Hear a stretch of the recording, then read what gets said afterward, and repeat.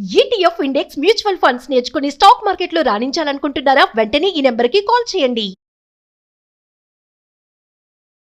Hi viewers, నా పేరు Sai Malik Vadlapatla. I'm currently practising tax and corporate lawyer. I come from CA background, now practising advocacy. Coming to budget, మన sustaining economic growth and service sectors emphasis మీద ఈ February 1 నుంచి announce చేసిన బడ్జెట్లో sustaining economic గ్రోత్లో key manufacturing strategic సెక్టార్స్ని identify చేశారు. ఈ సెక్టార్స్ని ఇప్పుడు మనం ఫోకస్ చేసి వీటి మీద ఒక హై లెవెల్ కమిటీస్ ఫామ్ చేసి ఫ్యూచర్లో పాలసీ లాగా వెళ్తే మన మ్యానుఫ్యాక్చరింగ్ కెపాసిటీని పెంచి ఏ సెక్టార్స్ని అయితే మనం పెంచి we will be a global manufacturing hub and global power for by the time of 2047 అనే దాని మీద దీస్ ఆర్ ద సెక్టర్స్ అండి. సో మ్యానుఫ్యాక్చరింగ్ అంటే స్ట్రాటజిక్ అండ్ ఫ్రాంటియర్ సెక్టర్స్. కొన్నిటేమో ప్రస్తుతానికి స్ట్రాటజిక్గా తీసుకుంటున్నాం, కొన్ని ఏమో frontier which are already identified by us but we want to become a frontier in them.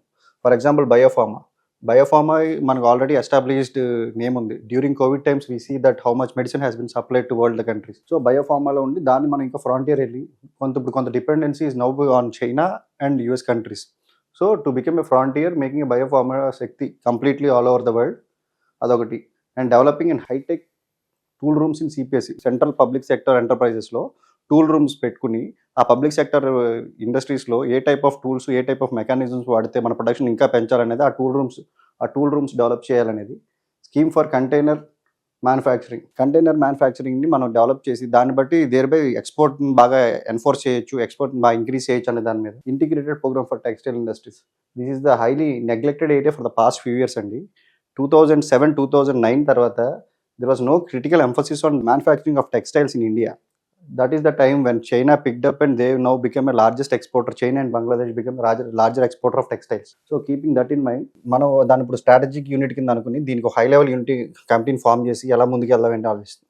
Next electronic and computer manufacturing sectors, దీన్ని ఇప్పుడు బాగా ఐడెంటిఫై చేసి ఈ GCCని కానీ గ్లోబల్ కెపాసిటీ సెంటర్స్ని వీటిని డెవలప్ చేసి ఈ స్కీమ్స్తో ఇంటిగ్రేట్ చేసి ఫారిన్ ఇన్వెస్ట్మెంట్స్ని బాగా అట్రాక్ట్ చేద్దాం అనేది ఒకటి. Strengthening domestic manufacturing, high value and technological advancement construction equipment, matching the global speed and increasing the speed of development of the equipment or the things we do. ఈ high level technology advance construction infrastructure వాడాలని ఉంది. Revival of 200 legacy industry clusters. ఇప్పుడు పాత legacy industrial క్లస్టర్స్లోటి ఇప్పుడు మనం 200 ఇండస్ట్రీస్ని identify చేసి ఆ క్లస్టర్స్ని develop చేసి ఆల్రెడీ ఎగ్జిస్టింగ్ SEZs కానీ లేకపోతే మ్యానుఫ్యాక్చరింగ్ హబ్స్ కానీ వాటిని మనం లెగసీ ఇండస్ట్రీ క్లస్టర్స్గా చేసి ఐడెంటిఫై చేసి వాటి రివైవల్గా హెల్ప్ చేసి dedicated initiative for manufacturing of affordable sport goods అనేది already now it's becoming an booming area. And to keep us make us fit also it will help us అనేది దాన్ని కూడా పెట్టి 3 dedicated chemical parks enhancing domestic production. Rare మినరల్స్ని, rare మెటల్స్ని identify చేసి వాటిని manufacturing కోసం, వాళ్ళ ఎక్స్ట్రాక్షన్ కోసం వాటిని డెవలప్ చేసి దాని తర్వాత ఆ కెమికల్ పార్క్స్లో వాటిని ప్రాసెస్ చేసి ఇద్దామని scheme for rare earth, permanent metals research, mining and processing manufacturing. ఇది మనకి మేజర్ కీ అవుతుందండి.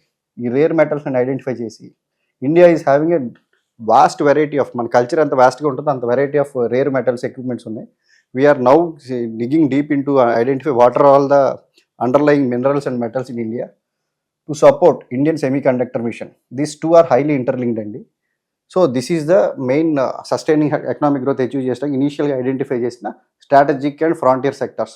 And there are some few tax reforms to boost manufacturing sector. Income ట్యాక్స్కి first 5 years non resident providing capital goods అయితే there was exemption for tax holiday period. Safe harbour to non resident warehousing, safe harbour rules వస్తే రేపొద్దున customs rate, transfer pricing ఎంత ఉంది ఏంటి అనేది question లేకుండా safe harbour rules అవన్నీ కొంచెం defer duty payment window to trusted manufactures. వాళ్ళకి ఒక క్రెడిబిలిటీ ఉండి ఇన్ని ఇయర్స్ నుంచి పెర్ఫామ్ చేసిన వాళ్ళకి dedicate.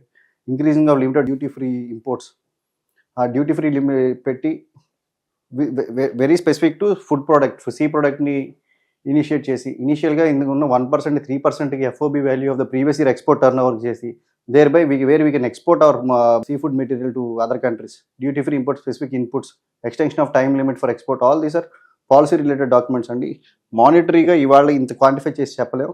How far we organise in line with this, మన స్ట్రాటజీని, మన ఆర్గనైజేషన్ SOPsని, ఈ ఫ్యూచర్ ప్లాన్స్ని వీటికి ఇంటిగ్రేట్ చేసి ఎంత బాగా ముందుకెళ్తే అంత బాగా మనము అవుతామని. సో 3 దాన్ని చెప్పారు. దాని తర్వాత MSME రివైవల్స్కి, MSMEs మీద చేయటం. ఎప్పుడైనా 80-20 ప్రిన్సిపల్ ఉంటుందండి.